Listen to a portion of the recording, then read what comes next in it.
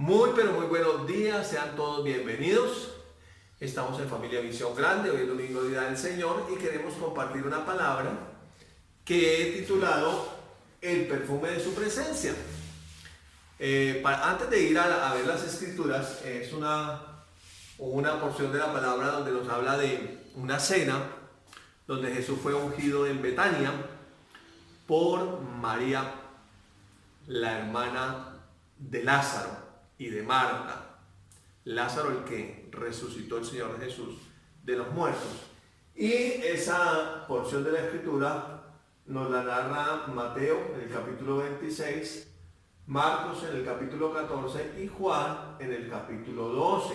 Entonces queremos ir y mirar esta escritura hoy y mirar, estudiar, analizar qué nos enseña la palabra, qué podemos aprender de ella hoy, qué podemos recibir de ella hoy. Sin más preámbulos, entonces vamos a mirar un poquitico la imagen que tenemos acá antes de ir a las escrituras. Por una parte tenemos aquí el frasco de el aceite que se usaba en el Antiguo Testamento, cuya tapa tiene la redoma, que es la forma como se usaba para ungir a los sacerdotes, profetas y reyes. La Biblia en el Antiguo Testamento, más que todo que se usaba el aceite de la unción, lo usaba como un tipo del Espíritu Santo o simbolizaba la presencia del Espíritu Santo que estaba disponible para empoderar de manera sobrenatural al profeta, al sacerdote o al rey para el oficio para el cual Dios los había llamado. Pues en el Antiguo Testamento las personas no eran nacidas de nuevo, luego no tenían el Espíritu Santo dentro, sino que el Espíritu Santo venía sobre aquellos que habían sido ungidos o apartados o consagrados para ese oficio o ese ministerio en particular. Bien, también tenemos acá el cuadro de la escena donde la mujer, en este caso María, unge al Señor Jesús, dice que derramó el perfume en la cabeza hasta los pies y que enjuagó sus pies con sus cabellos. Entonces tenemos la escena de esa forma, más o menos, para poder entender lo que sucedió en aquel evento tan importante en el ministerio de nuestro amado Señor y Salvador Jesucristo. Bien, vamos a ver qué nos dice entonces Mateo. En el capítulo 26 dice: estando Jesús en Betania, en casa de Simón el leproso, vino a él una mujer con un vaso de alabastro de perfume de gran precio y lo derramó sobre la cabeza de él estando sentado a la mesa. Al ver esto, los discípulos se enojaron diciendo: ¿para qué este desperdicio? Verso 9, porque esto podría haberse vendido a gran precio y haberse dado a los pobres.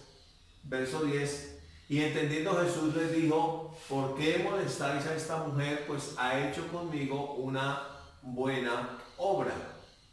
Verso 11, porque siempre tendréis a los pobres con vosotros, pero a mí no siempre me tendréis, porque al derramar este perfume sobre mi cuerpo, lo ha hecho a fin de prepararme para la sepultura. De cierto os digo que cualquiera que en cualquier lugar o donde quiera que se predique este evangelio en todo el mundo, también se contará lo que ésta ha hecho para memoria de ella. Esto nos dice Mateo. Si nosotros miramos los cuatro evangelios, hay tres evangelios que son sinópticos o similares, que es Mateo, Marcos y Lucas. Pero Juan es un poco diferente. Vamos a ver qué nos dice Marcos, que es la otra escritura o el otro evangelio que registra este evento. Marcos capítulo 14, versos 3 al 9.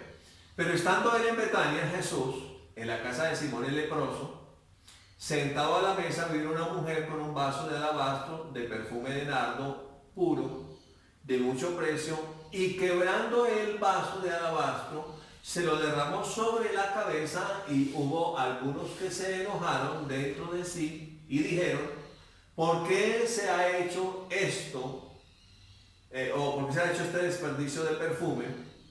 porque podía haberse vendido por más de 300 denarios y haberse dado a los pobres, y murmuraban contra ella. Verso 6. Pero Jesús dijo: dejadla, porque la molestáis. Buena obra me ha hecho. Siempre tendréis a los pobres con vosotros, y cuando queráis podéis hacer el bien, pero a mí no siempre me tendréis. Esta ha hecho lo que podía, porque se ha anticipado para ungir mi cuerpo para la sepultura. De cierto os digo que donde quiera que se predique este evangelio en todo el mundo, también se contará lo que ésta ha hecho para memoria de ella. Entonces, si miramos, Mateo y Marcos cuentan como generalidades del tema, pero vamos a ver que Juan nos da muchos más detalles de la historia. Dice el Evangelio de Juan, capítulo 12, verso 1. 6 días antes de la Pascua, ya Juan nos cuenta con detalle que fue la última semana del ministerio de Jesús. 6 días antes de la Pascua vino Jesús a Betania, donde estaba Lázaro, el que había muerto y a quien había resucitado de los muertos. Entonces ya nos dice, y ahí estaba Lázaro, que era el que Jesús había resucitado y ya fue después de hecho el milagro, es decir, después de haber resucitado. Y le hicieron allí una cena. Marta servía, y estaba la hermana de Lázaro que estaba sirviendo, y Lázaro era uno de los que estaban sentados a la mesa con él. Entonces María, sí ya nos dice quién fue la mujer, nosotros los evangelistas nos dicen que fue una mujer, pero ya Juan nos dice qué mujer era. Y entonces María tomó 1 libra de perfume de nardo puro, de mucho precio. Entonces ya nos dice exactamente qué cantidad era, que era 1 libra. Y ungió, de mucho precio, y ungió los pies de Jesús, y los enjugó con sus cabellos, y la casa se llenó del olor del perfume. Y dijo uno de los discípulos, Judas Iscariote, hijo de Simón, el que le había de entregar. Entonces los otros dijeron generalidades. Mateo dice que algunos se enojaron. Marcos dice también que generalmente algunos dijeron, pero no dan específicamente quién fue. Mateo dice que algunos discípulos, Marcos lo generaliza más, pero pero Juan sí dice quién fue. Dice que Simón Iscariote, el que le había de entregar, fue el que se enojó. ¿Por qué no fue este perfume vendido por 300 denarios y dado a los pobres? Verso 6 aclara, pero dijo esto no porque se cuidaba de los pobres, sino porque era ladrón y tenía la bolsa y sustraía de lo que en ella se echaba. Entonces sí ya lo explicó bien qué fue lo que sucedió en la historia. Entonces Jesús dijo: dejadla, para el día de mi sepultura ha guardado esto, porque a los pobres siempre los tendréis con vosotros, mas a mí no siempre me tendréis. Versículo 8 cierra ahí. Entonces, con una pregunta: ¿qué significa el perfume de nardo en la Biblia? ¿Qué significa? ¿Por qué? ¿Qué simboliza para ellos? La palabra como tal, en hebreo, significa luz.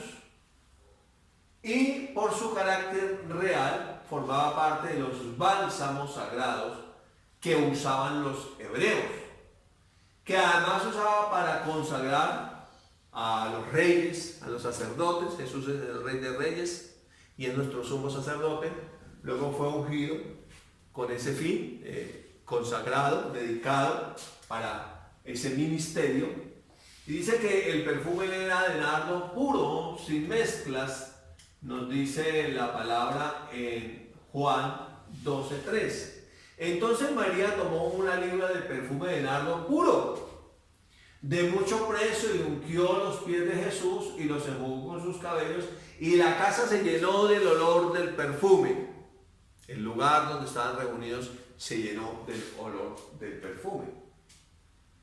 Cuando uno mira, Marcos nos dice que el vaso fue quebrado. Marcos 14:3 dice: pero estando él en Betania, en casa de Simón el leproso, sentado a la mesa, vino una mujer con un vaso de alabastro de perfume de nardo puro, de mucho precio, y quebrando el vaso de alabastro, se lo derramó sobre su cabeza. Entonces dice que el frasco fue quebrado, que frasco no fue destapado, sino que fue quebrado para derramar allí sobre el perfume.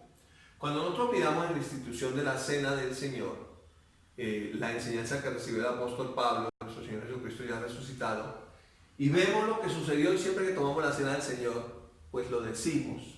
Dice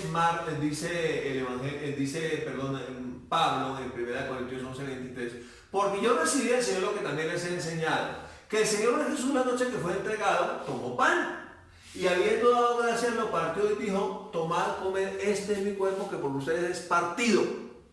Entonces lo que estaba haciendo la mujer era un acto profético. Ese frasco representaba a Jesús, el contenedor del Espíritu Santo, que fue partido para derramar su Santo Espíritu sobre nosotros, como la iglesia.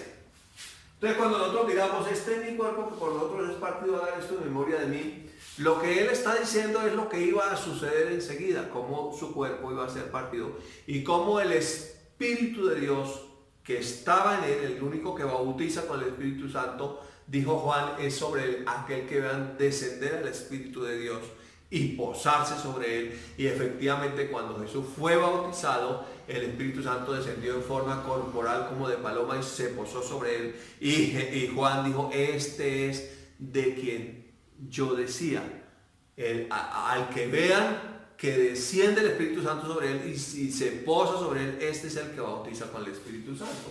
Entonces lo que estaba haciendo la mujer era un acto profético de lo que iba a suceder. Lo que sucedió esa noche en esa casa fue el acto más grande, o sea, es el Espíritu de Dios directamente viniendo, contenido en ese vaso, en ese cuerpo humano y rompiéndose para ser derramado sobre el cuerpo de Cristo, que es la iglesia. Veámoslo en Génesis.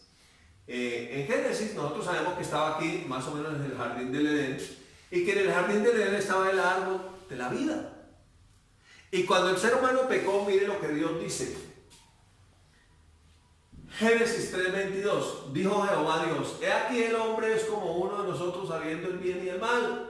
Ahora pues no alargue su mano y tome también del árbol de la vida y coma y viva para siempre. Es decir, si no separo el árbol de la vida, ellos sin haber sido redimidos pueden tomar y van a vivir para siempre condenados, sin ninguna posibilidad de ser redimidos. Entonces la dimensión de lo físico, lo material y lo espiritual estaba junta en el jardín del Edén. Estaba Adán, estaba su esposa, estaban los animales, pero también Dios se paseaba en el jardín del Edén y Adán no oraba, hablaba con él directamente. Entonces estaba la dimensión de lo espiritual y de lo natural junta, pero entonces Dios la separa en ese momento en que el hombre cae en pecado. Dice el verso 24, echó pues fuera al hombre y puso al oriente del huerto del Edén querubines y una espada encendida que se revolvía por todos lados para guardar el camino al árbol de la vida. O sea que sucedió algo más o menos así. Quedó separado el reino espiritual, esa dimensión de lo espiritual, de lo natural, y nosotros quedamos de este lado donde quedó gobernando el príncipe de la potestad de las tinieblas, el espíritu de error, el padre de mentira, el asesino por naturaleza, quedó gobernando de este lado. Nosotros quedamos de este lado porque pues nosotros mismos lo invitamos a venir cuando pecamos. Y entonces quedamos nosotros sometidos a la muerte, estamos de este lado donde morimos, y el árbol de la vida quedó del otro lado donde no podemos pasar. El Señor Jesús también lo contó en una historia donde muere Lázaro. ¿Se acuerda de Lázaro? El que tenía llagas, que muere y que va al seno de Abraham. Y miren lo que nos dice Jesús en Lucas 16:26. Además de todo esto, hay una gran cima puesta entre nosotros y vosotros, de manera que los que quieren pasar de aquí a vosotros no pueden, ni de allá para acá tampoco. Entonces hay un abismo, digamos, que no permite pasar de una dimensión a la otra. O sea, nosotros no podemos tomar del árbol de la vida. La única posibilidad era que el árbol de la vida viniera a nosotros. Entonces, de alguna manera, lo que sucedió en la redención es que el árbol de la vida vino. Mire lo que dice Juan 1:14. Dice, y aquel verbo, Jesús, fue hecho carne. Y vino en un vaso, en un cuerpo humano, y habitó entre nosotros y vimos su gloria, gloria como la del unigénito del Padre, lleno de gracia y de verdad. En otras palabras, el árbol de la vida vino, pero vino en un vaso que podía quebrarse, conteniendo el espíritu de vida, el espíritu de Dios, para traerlo de vuelta a los seres humanos que estaban en muerte espiritual. Por eso es que Juan en el capítulo 15 dice, porque separados de mí nada podéis hacer. Entonces necesitábamos nosotros estar en Él, y Él viene a nosotros y es roto su cuerpo y es derramado ese contenido del Espíritu Santo sobre la iglesia. Al nacer cada creyente de nuevo recibe el Espíritu Santo de Dios, y el que no tiene el Espíritu de Cristo no es de Él. De modo que ya no se trata simplemente de qué creo yo, a qué iglesia voy, dónde me congrego, sino si realmente nací de nuevo. Lo que le dice Jesús a Nicodemo cuando va a él de noche: necesitas nacer de nuevo, porque el que no nazca de nuevo no puede ver el reino de Dios, ni puede entrar en el reino de Dios. Y Nicodemo, sin embargo, no lo pudo entender.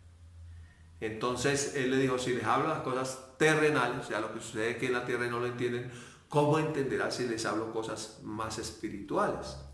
Entonces la tradición que nos ha dicho, la tradición nos ha dicho: no, pues si usted se muere le hacemos una novena, un responso, no sé qué, este rito, el otro, y lo llevamos al cielo. Pero la palabra de Dios dice que el que no naciere del agua y del Espíritu no puede entrar en el reino de Dios. Es un asunto de nacer de nuevo, es un asunto de recibir el mismo Espíritu de Cristo, porque lo que allá a lo último nos va a resucitar es el Espíritu de Cristo. El que levantó de los muertos a Cristo Jesús, a nosotros también nos levantará y nos presentará juntamente con Él. No hay vida eterna sin Cristo Jesús. No hay posibilidad ninguna de tener vida fuera de Cristo Jesús. Entonces lo que estamos viendo aquí en este panorama es dos dimensiones: la dimensión de lo material, de lo físico, donde gobierna Satanás aquí en la tierra, y la dimensión del espíritu, allá donde está el árbol de la vida, pero viendo ese precioso árbol de la vida viniendo, digamos, mimetizado en un cuerpo humano, a traernos el regalo más grande, que es su Hijo Jesucristo. Por eso es que eso es Santo Espíritu. Por eso es que cuando Cristo ya iba a irse, dijo: no los dejaré huérfanos, yo enviaré la promesa de mi Padre, el Consolador, uno igual a mí. Él estará con ustedes y estará en ustedes, y Él les hará saber las cosas que habrán de venir. Entonces, ¿es Cristo en nosotros? La esperanza de gloria. Si Él está en mí, yo soy más que vencedor, porque Cristo habita corporalmente toda la plenitud de la deidad. Dios no da el Espíritu por medida, no, vino completo en Cristo y fue derramado sobre la iglesia. Entonces nosotros tenemos un panorama más o menos así. En el Antiguo Testamento el Espíritu estaba dosificado, ¿sí? Digamos que una persona era ungida como profeta, entonces un poquito del aceite era derramado con la redoma sobre él y era ungido. Y era preparado sobrenaturalmente para eso. Por ejemplo, Sansón fue ungido, entonces tenía fuerza para derribar edificios. David fue ungido, entonces tenía fuerza para matar el oso, el león, enfrentarse al gigante Goliat y derribarlo, destruirlo.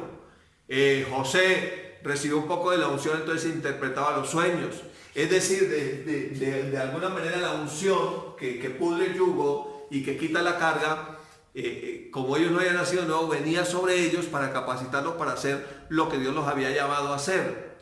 Ahora nosotros estamos en un mejor pacto, establecido sobre mejores promesas, y en ese mejor pacto sobre mejores promesas tenemos las arras, la garantía de que somos redimidos, las arras del Espíritu, que fuimos comprados en nosotros, dentro de nosotros, para saber que este cuerpo también Dios nos levantará de los muertos como un cuerpo glorificado, semejante al cuerpo de la gloria suya, por el poder por el cual puede sujetar a sí mismo todas las cosas.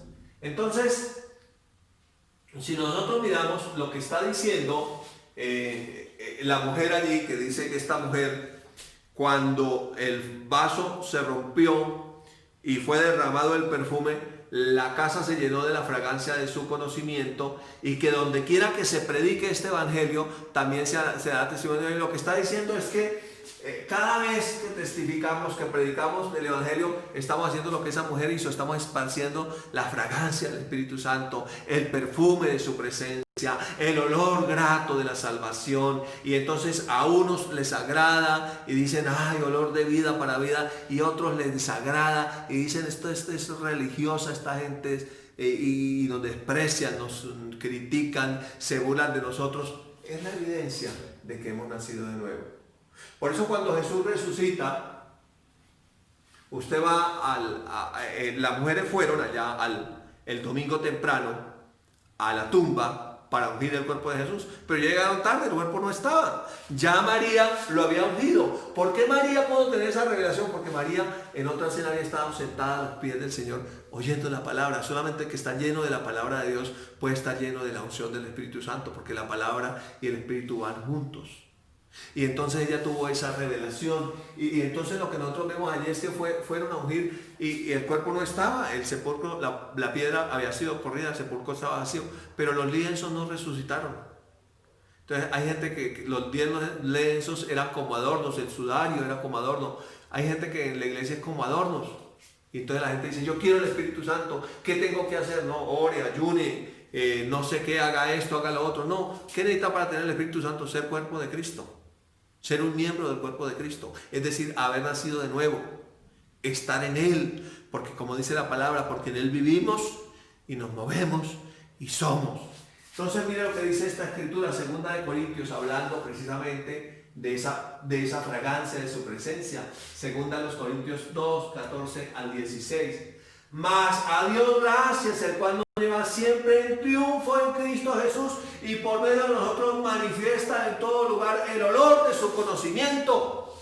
Porque somos para Dios, porque para Dios somos grato olor de Cristo en los que se salvan, y en los que se pierden, esto ciertamente olor de muerte para muerte, y en aquellos olor de vida para vida. Y para estas cosas, ¿quién es suficiente? Cristo Jesús es suficiente.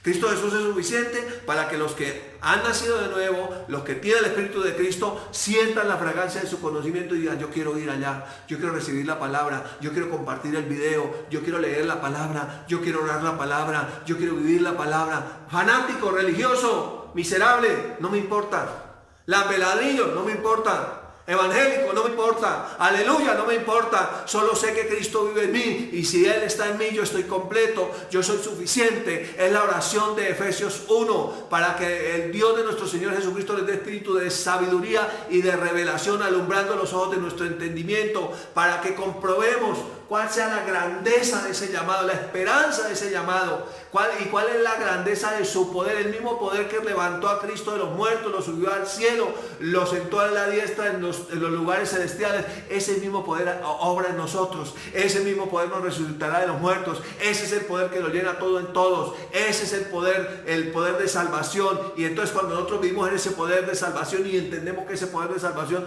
obra en nosotros, no habrá nada, nadie que nos pueda detener, porque Cristo en nosotros la esperanza de gloria. Por eso dice el Señor, no teman a los que matan en el cuerpo. Entonces ya no tenemos temor a la muerte, sabemos que tenemos vida, porque dice el Señor mismo, yo soy el pan vivo bajado del cielo. El que de mí come no morirá para siempre, o aunque esté muerto, vivirá. Yo soy la resurrección y la vida. El que cree en mí, aunque esté muerto, vivirá. Entonces eso es lo que vemos. Entonces eso lo vemos siempre. Existe la familia de Dios, y lo que no es familia de Dios es que no ha nacido de nuevo. Ya no se trata de a dónde me congrego, que voy, que dogmas tiene. No, naciste de nuevo. Estás en Cristo. Tienes el Espíritu de Cristo, porque el Espíritu de Cristo da testimonio a nuestro espíritu de que somos hijos de Dios. Y los que somos hijos de Dios somos guiados por el Espíritu Santo. Romanos 8. Y el que no tiene el Espíritu de Cristo no es de Él. No te equivoques. No es porque creas esto, no creas aquello, creas lo otro, no creas. Es algo mucho mayor. Es Cristo en mí, la esperanza de gloria. Es Él en mí la resurrección y la vida. Es Él en mí la garantía de que tengo vida en abundancia. Y entonces usted puede empezar a vivir una vida que glorifique el nombre del Señor. Una vida que sobrepasa lo natural, porque usted se está alimentando del árbol de la vida. Y entonces, aunque nuestro hombre exterior se va desgastando día a día, el interior no obstante se renueva cada día. Se renueva cada día. Por eso dice ayer en Apocalipsis, bienaventurados de aquí en adelante los muertos que mueren en el Señor. Sí, dice el Espíritu, descansen de sus trabajos porque sus obras con ellos siguen. Entonces, eso es lo mejor y lo más grandioso que podemos tener como hijos de Dios. Sabemos que saber que nuestros nombres están escritos en el libro de la vida. Ese es el gozo más grande, el gozo de la salvación. Sabemos que aunque esta carpa, este edificio terrenal se deshaga, tenemos de Dios una casa, un edificio, una casa eterna, no hecha de manos, en el cielo, preparada. En la casa de mi Padre muchas moradas hay. Si no fuera así, yo le hubiera dicho, voy a la casa de mi Padre a preparar el lugar para vosotros. Y si me fuera, yo volveré. Eso es lo que estamos esperando, que Él venga en breve, en cualquier momento, en un abrir y cerrar de ojos, y lleve su iglesia. Y seamos llevados para estar con Él. Entonces hay gente que pregunta, bueno, ¿y quién se queda? ¿Y quién se va? Bueno, los que se quedan son los que no tienen a Cristo, los accesorios, los lienzos. Los que adornan la iglesia, pero que no son cuerpo. ¿Quiere ser cuerpo? Pues el cuerpo debe estar unido por su coyuntura, sus ligamentos que se apoyan mutuamente. Porque un miembro del cuerpo de Cristo, un dedo, una mano separado, no tiene vida. Tiene que estar unido. Por eso nos congregamos y por eso extrañamos tanto congregarnos. Y por eso tal vez ahorita en este tiempo nos critican, ay, los evangélicos que no pagan impuestos, ¿por qué se quieren congregar? Porque somos un cuerpo de creyentes que estamos aquí en la tierra para derramar también ese mismo tesoro, ese tesoro precioso, ese Espíritu Santo sobre otros. De eso se trata la vida cristiana, de compartir esa vida de Dios con otros, de que otros también pasen de muerte a vida, de tinieblas a luz, de ser enemigos de Dios a ser hijos de Dios, de estar gobernados por el diablo, ahora tener un yugo fácil, una carga ligera, el amor de Cristo, la gracia del Señor obrando en nosotros. Y quiero compartir una última escritura que está también en la segunda carta a los Corintios, en el capítulo 4, el verso 7 al 10. Dice la palabra: pero tenemos este tesoro en vaso de barro. Este cuerpo que se envejece, que se entristece también cuando suceden cosas, que es afectado emocionalmente por cosas que suceden, que si miras y comparas con otro que no ha nacido de nuevo, pues no ves ninguna diferencia. Es un vaso de barro, pero tenemos este tesoro en vaso de barro para que la excelencia del poder sea de Dios y no de nosotros. O sea, es Cristo en mí la esperanza de gloria. Separado de Él nada puedo hacer. Cristo, Cristo, Cristo, Jesús. No hay otro nombre dado a los hombres en el cual podamos ser salvos. Ninguno bautiza con el Espíritu Santo, solamente Jesucristo. Entonces cuando usted viene a la iglesia, entonces recuerde usted allá, fueron 500 personas a las que el Señor se les presentó, más de 500 personas. Yo creo que los invitó a todos a estar en el aposento alto orando. ¿Cuántos fueron? 120. Y sobre esos 120, el día del Pentecostés, hubo un terremoto mientras oraron y el cielo se abrió y descendieron lenguas de fuego sentándose sobre cada uno de ellos. Ese depósito del Espíritu Santo pasó a la iglesia. ¿Para qué? Para que tengamos ese tesoro en vasos de barro, pero también compartamos con otros ese tesoro maravilloso. Que estamos atribulados en todo, mas no angustiados. El mundo sí está angustiado, nosotros no estamos angustiados. En apuros, mas no desesperados. El mundo sí está desesperado, nosotros, aunque hay apuros, no estamos desesperados. Perseguidos, pero no desamparados. No, nuestro amparo, nuestro socorro es el Señor. Nuestro pronto auxilio en las tribulaciones. Nuestra fortaleza es Él. Derribados, pero no destruidos. El mundo sí está destruido sin Cristo. Pero nosotros, aunque estemos derribados, no estamos destruidos. Llevando en el cuerpo siempre, por todas partes, la muerte de Jesús. Para que también la vida de Jesús se manifieste en nuestros cuerpos. ¿Cómo? Esto en palabras de la carta a los hebreos sería: salga fuera del campamento y lleven su vituperio y hablen la palabra y compartan la palabra, y siempre que predicamos y que nos critican, llevamos la muerte de Jesús en nuestro cuerpo. Estos evangélicos mentirosos que se roban el diezmo, que están mintiendo, que están engañando, ese es el vituperio, y llevamos la crítica. Y entonces ahorita por estos días con todo el debate: ¿y para qué van a abrir las iglesias si las iglesias no son esenciales, si las iglesias no son importantes? Pues déjeme decirle, mundito, que sin la iglesia de Jesucristo aquí estás perdido. Más te vale que te arrepientas y que recibas esta palabra, porque tenemos esperanza de vida solo en Él, porque en ningún otro hay salvación. El único que bautiza con el Espíritu Santo se llama Cristo Jesús. Cuando usted recibe este evangelio, usted se goza. Y entonces ya uno pasa. Antes uno pasaba por un edificio de una sede de una iglesia y uno miraba: evangélicos, pentecostales, mentirosos, y algunos le lanzaban la piedra. Pero ya uno, cuando ha nacido, uno pasa y dice: ¿qué iglesia será esta? Ay, tan lindo el letrero, iglesia tal, ay, ¿cuándo se reunirán? Y uno ya se siente como de la familia. El Señor Jesucristo dijo: ¿quién es mi padre y mi madre y mis hermanos? Los que hacen la voluntad de mi Señor son mi madre y mis hermanos. ¿Y cuál es la voluntad del Señor? La voluntad del Señor es que nadie se pierda, que todos procedan al arrepentimiento. Esa es la salvación, Cristo en nosotros, su Santo Espíritu en nosotros. Porque cuando pasemos por el valle de la muerte, el que levantó a Cristo de los muertos también a nosotros nos levantará y nos presentará juntamente con nosotros. Entonces, ese es el fin de la historia que vimos y que aprendimos. Es el Evangelio de Jesucristo. Es Él viniendo y trayendo su Santo Espíritu, espíritu de poder, de amor y de dominio propio, espíritu de la profecía, el espíritu de fe, el Espíritu Santo en nosotros. Él dijo: no los dejaré huérfanos, enviaré la promesa de mi Padre, y Él estará con vosotros y estará en vosotros, y Él les contará las cosas que habrán de venir. Porque Él no hablará por su propia cuenta, sino que tomará de lo mío y os lo hará saber. Y por ese glorioso Espíritu de nosotros podemos traer este mensaje de fe cada vez que tenemos la oportunidad. Comparta este mensaje con otras personas, esté conectado a la palabra, al Espíritu, esté en oración. Colombia está saliendo en victoria en el poderoso nombre de Jesús. Te bendigo y te abrazo en el nombre de Jesús. No queríamos terminar este video sin darte la oportunidad de recibir a Jesús como tu Señor y tu Salvador, porque en la Biblia dice que con el corazón se cree, pero con la boca se confiesa para salvación. Así que repite esta sencilla oración después de mí. Recibo a Jesús como mi Señor y mi Salvador. Creo que Él murió y resucitó para darme salvación. Amén. Después de hacer esta sencilla oración, ya perteneces a la familia de la fe. Sigue conectado para no perderte ninguna prédica.